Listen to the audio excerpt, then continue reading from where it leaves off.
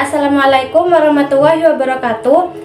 Saya Husnul Khotimah dengan NIM 24034071410004 dari Universitas Islam Jember.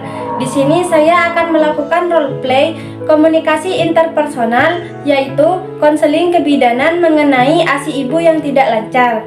Selamat menonton video dari saya. Assalamualaikum, permisi Bu. Waalaikumsalam Ibu, silakan duduk ya Ibu. Ya Bu. Baik Ibu, sebelumnya perkenalkan, nama saya Bidan Husnul, bidan yang bertugas pada pagi hari ini. Sebelumnya, apa ada yang bisa saya bantu Ibu? Begini Bu, saya datang ke sini ingin konsul. Oh iya, baik Ibu, sebentar ya. Nah, kalau boleh tahu nama Ibu siapa? Ibu Siti, Untuk usianya Ibu? 23 tahun Bu. Alamatnya? Sumbersari. Baik Ibu, kalau boleh tahu keluhannya apa ya? Begini Bu, saya melahirkan sudah 3 hari, tetapi ASI saya itu tidak lancar Bu. Terus bayinya ketika menyusu itu kayak yang kurang kenyang gitu Bu. Oh, jadi ASI-nya belum lancar ya Ibu. Oke, mari kita bicara bersama ya untuk menemukan solusinya. Kalau boleh tahu bagaimana kondisi ibu dan bayi sekarang? Alhamdulillah sehat Bu, cuman saya agak stres karena bayi sering menangis ketika menyusu. Baik Ibu, terima kasih sudah bercerita. Ibu tidak perlu khawatir, banyak ibu yang mengalami hal yang serupa. Itu juga bisa diatasi Ibu dengan cara perawatan dan dukungan yang tepat. Baik Ibu, kalau boleh tahu Ibu menyusui sudah sejak kapan Ibu?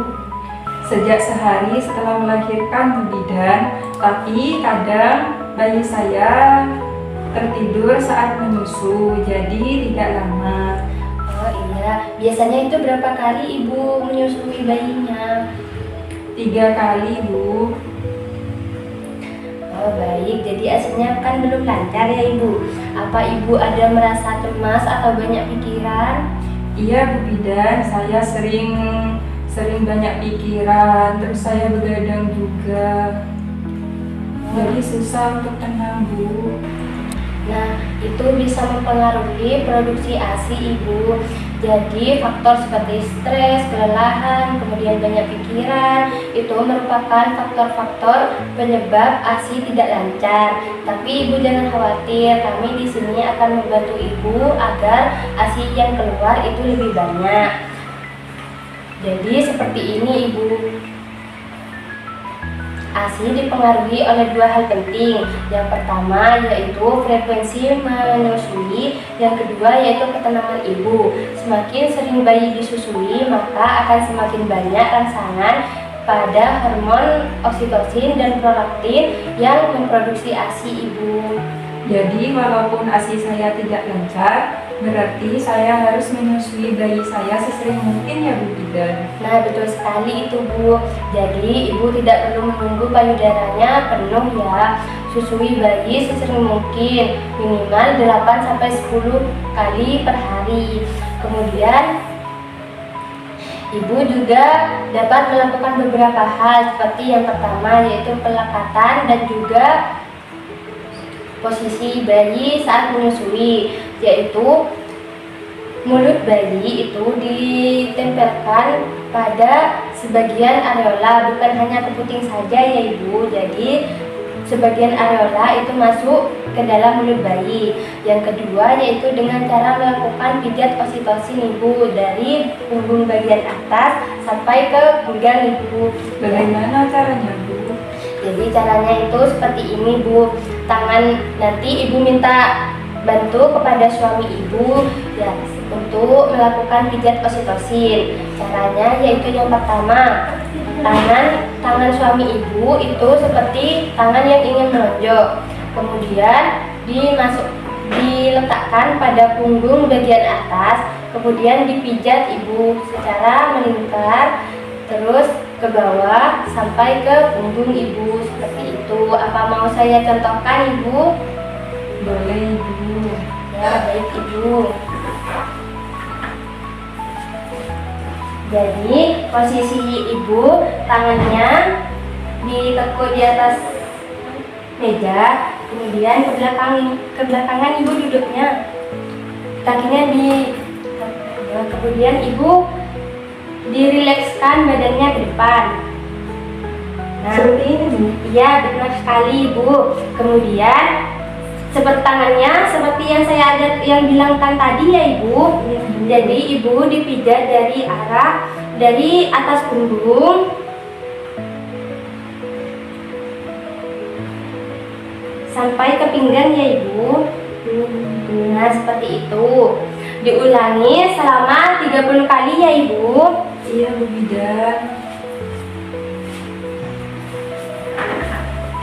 Nah, baik. Selanjutnya yang ketiga yaitu Ibu bisa istirahat yang cukup dan juga makan makanan yang bergizi. Kemudian perbanyak minum air ya Ibu. Lalu Ibu jangan banyak pikiran karena fase yang bahagia itu dapat memperlancar produksi ASI Ibu. Kalau saya ingin membalas ASI, apakah itu boleh Bu Bidan? Boleh sekali Ibu, itu juga salah satu yang dapat memperlancar produksi ASI. Ibu dapat memerah menggunakan tangan dan juga pumping ya Ibu. Itu. Tapi lakukan setelah bayi menyusui agar payudara tetap terstimulasi ya Ibu. Oh iya Bu Bidan. Kalau bayi saya tidur terus, apakah itu harus dibangunkan Bu Bidan untuk menyusui? Ya Ibu, jadi itu harus dibangunkan karena bayi baru lahir itu sebaiknya disusui 2-3 jam per hari Ibu, meskipun itu harus dibangunkan sendiri karena itu untuk menjaga kadar gula darah bayi tetap stabil dan ASI Ibu lancar. Oh begitu Bu Bidan. Jadi nanti saya pas sudah di rumah saya akan menyusui bayi sesering mungkin ya Bu Bidan. Bagus sekali, Ibu sudah punya semangat yang baik. Kemudian Ibu jika lebih tenang dan juga percaya diri, itu dapat memperlancar keluarnya ASI ya Ibu. Kemudian ajak juga suami untuk membuat suasana rumah jadi nyaman dan tenang ya Ibu. Iya Bu Bidan. Baik, sebelum konsul ini kita akhiri, apakah Ibu bisa coba sebutkan hal-hal yang akan dilakukan setelah pulang dari sini? Jadi begini ya Bu Bidan, saya akan menyusui bayi saya sesering mungkin dan saya istirahat yang cukup, terus tidak stres. Nah, baik Ibu sudah paham dengan baik ya Ibu sudah bisa menyebutkan beberapa hal yang akan dilakukan. Nah, jadi Ibu nanti setelah 2 hari lagi saya akan melakukan kunjungan lagi ya Ibu.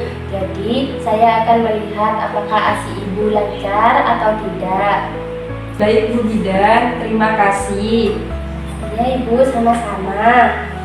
Semoga ASI Ibu lancar ya dan bayinya juga tumbuh sehat. Amin, terima kasih Bu Bidan. Ya, Ibu. Saya pamit ya Bu. Iya Ibu.